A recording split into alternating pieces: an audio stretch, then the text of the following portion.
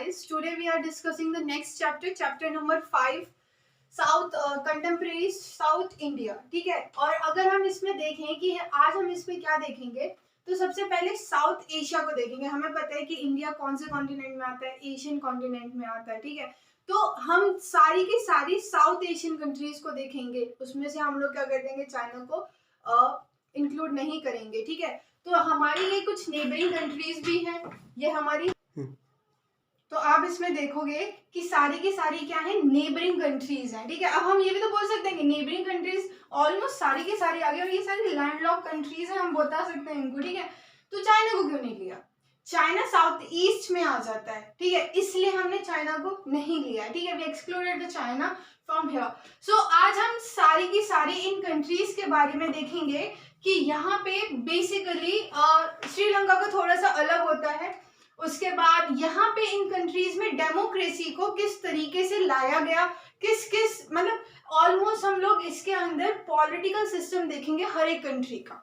अगर मैं इंडिया की बात करूं तो India is a democratic country. Sri Lanka it is also a democratic country. ठीक है. And if we are talking about Pakistan, तो पाकिस्तान में क्या डेमोक्रेटिक भी होता है और मिलिट्री भी होती है. कब तक का पलट हो जाता है हमें कुछ नहीं पता होता है. ठीक है. और उसके बाद अगर हम मालदीव्स में बोले तो हाँ, यहाँ पे पहले सुल्तान्स थे, अभी भी है, लेकिन हाँ डेमोक्रेसी है. ठीक है. इसी तरीके से भूटान में मोनार्किज्म. तो अब हम आज इनके सिर्फ और सिर्फ पॉलिटिकल सिस्टम के बारे में स्टडी करेंगे कि किस तरीके से यहाँ पे एक फाइट हुआ to just establish the democracy. Now let's take with the Pakistan. ठीक है. अगर हम पाकिस्तान की बात करें तो it is a Islamic country.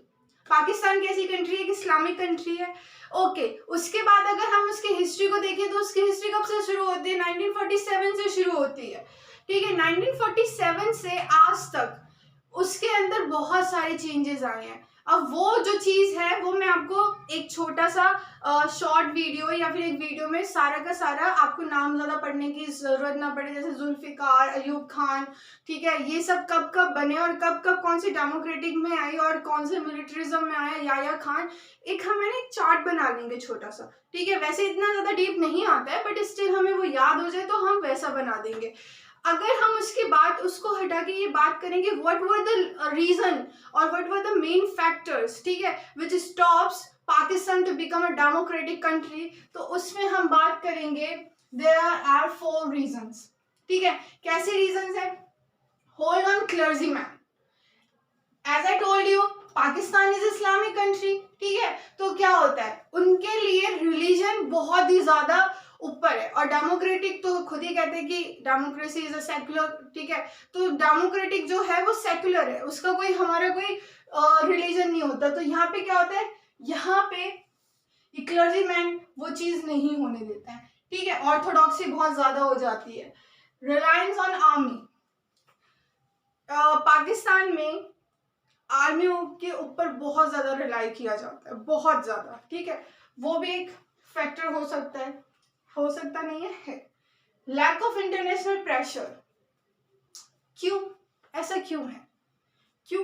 क्योंकि इसे सपोर्ट भी तो इंटरनेशनल तरीके से मिल रहा है ना. पाकिस्तान टेररिस्ट एक्टिविटीज करता है, ये सब करता है, तो फिर वहां पे क्या है, एक इंटरनेशनल प्रेशर नहीं है to hold a democratic country. क्योंकि यहाँ पे पता है क्या होता है, यूएस आपको फंडिंग कर रहा होता है, not for the good things but for the bad deeds. ठीक है. You are also getting the funding from the China, from the USA. ठीक है. क्यों? वो इंडिया को टारगेट करना चाहते हैं थ्रू द पाकिस्तान. तो यहाँ पे क्या है, एक इंटरनेशनल प्रेशर वो फॉर्म हो ही नहीं पाता है. USA is a democratic country, और कोई अगर यूएसए के साथ मतलब डेमोक्रेसी के साथ खिलवाड़ करता है तो यूएसए तुरंत बोलता है, but USA never take any action regarding his mistakes. ठीक है. हम इसलिए बोल सकते हैं होल्ड ऑफ टेररिस्ट अलकायदा. ठीक है. अलकायदा के बाद आप आईएसआई की बात कर सकते हो. तो ये जो ऑर्गेनाइजेशंस है ये कहाँ है, पाकिस्तान में है. इसलिए so these are the main factors कि यहाँ पे डेमोक्रेसी नहीं आ पाती है. ठीक है. तो अभी हमने इसके इश्यूज पढ़ लिए.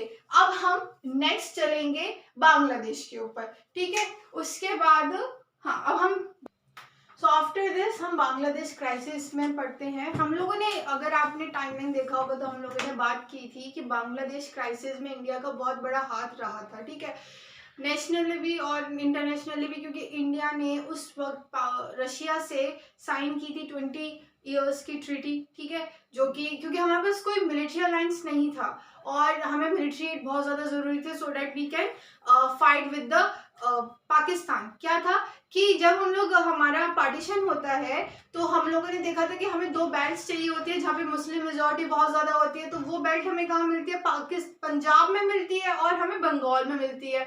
तो हम क्या करते हैं, पंजाब को भी बाइफर्केट करते हैं और बांग्लादेश को, सॉरी, बंगाल को भी बाइफर्केट करते हैं। तो उसमें क्या होता है, जो ईस्ट पाकिस्तान होता है वो हमारा पाकिस्तान बन जाता है, सॉरी, ईस्ट पंजाब जो होता है वो हमारा पाकिस्तान बन जाता है, और यहाँ पे हमारा जो ईस्ट बंगाल होता है that will become a Bangladesh. अब क्या हुआ, हम लोगों ने मेजॉरिटी वाइज दे दिया आपको, ठीक है, आपने बोला कि हमें सेपरेटिज्म, तो हमने सेपरेट कर दिया। बट प्रॉब्लम कहाँ आती है कि जो बांग्लादेश, जो जैसे हम ईस्ट बंगाल कहते थे अंटिल 1971, वहां पे क्या होता है कि जो पाकिस्तान है वो रूल वहां पे कर रहा होता है, लेकिन क्या है कि वो फोर्स करता है लोगों को कि आप क्या बोलो, उर्दू बोलो, लेकिन वहां के लोग ऑलमोस्ट बांग्ला मुस्लिम थे and they really wanted to speak in Bangla only, तो उन्हें वो चीज है ना, उन्हें फोर्स लग रही थी। तो क्या होता है कि जब इलेक्शन होते हैं तो जुल्फिकार की जो मतलब जब इलेक्शन होते हैं तो वहां पे पार्टी हार जाती है और वहां पे एक नया नाम आता है जिसका नाम होता है शेख मुजीबुर रहमान, ठीक है,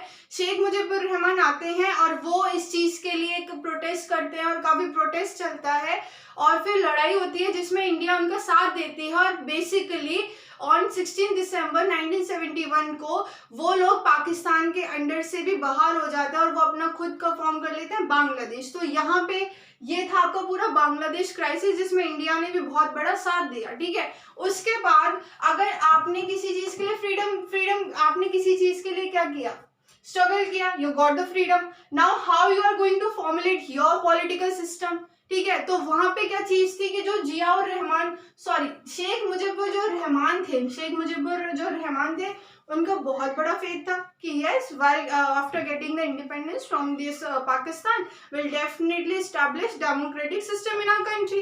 बट क्या होता है, पहले तो ये कॉन्स्टिट्यूशन ड्राफ्ट करते हैं, he drafted the constitution in the faith of secularism, democracy and socialism. बहुत अच्छी चीजें सुनने में लग रही है ना, अब तो सब कुछ परफेक्ट जाएगा। But he after some time changed this constitution and changed the political form of government from parliamentary form of government to presidential form of government and abolish all the parties except this Awami League जो आज हम सुनते हैं, ठीक है। तो अवामी league के अलावा क्या होता है, बाकी सारी पार्टीज को हम क्या कर देते हैं, अबॉलिश कर देते हैं, ठीक है। उसके बाद क्या होता है, and this is the main reason which caused assassination of Sheikh Mujibur Rahman, क्योंकि लोग तो बिल्कुल चाहते ही नहीं थे कि हमें क्या किया जाए, हमें आपको मतलब भान के रखा जाए। अब ये इन्होंने क्या किया, इन्होंने इतना बड़ा चेंज कर दिया, तो ये बहुत गलत चीज थी, ठीक है। अब क्या होता है, फिर किसकी सरकार बनती है, जियाउर रहमान की। जैसे जियाउर रहमान की सरकार बनती है तो ये भी एक मिलिटरिज्म वाली चीज होती है, ये भी उस तरीके से हमें फ्रीडम नहीं दे पाते हैं and he also got assassinated after some time. 1991 में यहाँ पे कौन आते हैं, 1990s में इरशाद, HM इरशाद आते हैं with the party National Party, but he also got assassinated। और 1991 में ये लोग क्या करते हैं, फिर से डेमोक्रेसी को रिस्टोर करते हैं विद मल्टी पार्टी सिस्टम। इस तरीके से हमारा बांग्लादेश खत्म होता है। सो आवर नेक्स्ट टॉपिक है श्रीलंका कन्फ्लिक्ट, ठीक है। हमें पता है श्रीलंका छोटी सी कंट्री है, डेमोक्रेटिक कंट्री है, तो यहाँ पे everything was okay with the political form of government और political system, but the problem is that they are civilians, ठीक है। क्या होता है कि कुछ तमिल्स इंडिया को छोड़ के श्रीलंका चले जाता है, ठीक है। तो वहां पे क्या है, वहां पे जो मेजॉरिटी जो ऑफ श्रीलंका मानी जाती है वो मानी जाती है सिन्हालास, ठीक है। तो there is a majoritism conflict, ठीक है। तो वहां पे क्या होता है कि Sinhalas were saying that we are the native of the Sri Lanka, please you just migrate to your country, ठीक है, आप अपनी कंट्री चली जाइए, you are not suppose to be here, this is our country, we are the settler और native of the Sri Lanka. अब जैसे वो ये कहते हैं, Tamilians was like no we are the natives, तो यहाँ पे ये प्रॉब्लम्स चलती हैं और बहुत ज्यादा कंफ्लिक्ट होने लगते हैं। लेकिन 1983 में, ठीक है, तो यहाँ पे हम कंफ्लिक्ट में क्या बताएंगे, मेजोरिटिज्म, ठीक है, किसी एक की मेजोरिटी बहुत ज्यादा है इसलिए। तो क्या होता है 1983 में यहाँ पे मिलिटेंटी वाली चीज हो जाती है, बहुत ज्यादा कंफ्लिक्ट हो जाता है।